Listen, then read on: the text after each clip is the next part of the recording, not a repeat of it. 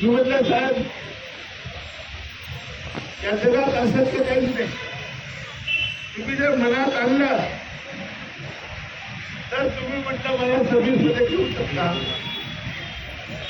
आणि 6 महिने मी MSC मध्ये होतो.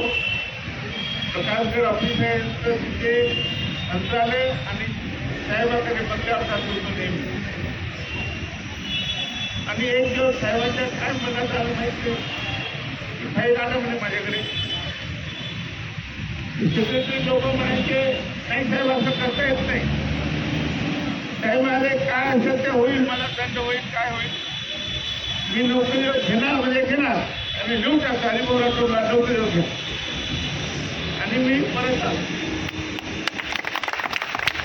महाराष्ट्राच्या इतिहासामध्ये नोकरी शासकीय नोकरीमध्ये असताना एखाद्या राजकीय पक्षाची तिकीटवर निवडणूक लढत होती असताना मला सर्व्हिसमध्ये घेण्यात आलं. आता लोक उदाहरण कोणी दाढीला वाचणारे म्हणतात ते हरिभाऊ राठोडला कसं घेतलं आम्हाला घ्या. मी याच्यासाठी सांगतो की या जगात काही अशक्य नाही. सरकारने जर ठरवलं तर तुम्हाला घेणं काही अशक्य नाही. वारंवारांची हवा निघून जाते.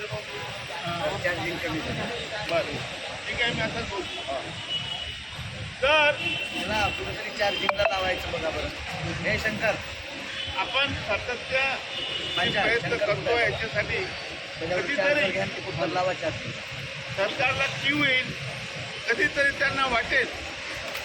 आम्ही सजेस्ट केलं होतं तुम्ही ही योजना बंद करा. मला वाटतं ही योजना बंद करून टाकली आहे. कारण पुढे असेच लोक येतील आम्हाला बसतील म्हणून ती योजना बंद केली. योजना तशी नव्हतीच ती मुळात प्रशिक्षणाचीच होती. पण यांनी आपल्याला गाजर दाखवलं. आपण प्रत्येक आणि आंदोलन तुम्हाला नोकरी देऊ अशा प्रकारचं रेकॉर्डिंग तुमच्याकडे माझ्याकडे सगळे. आम्ही काही खोटं बोलत नाही, तेच बोलले. मग निवडणुकीच्या तोंडावर बोलले त्याच्यामुळे आमचा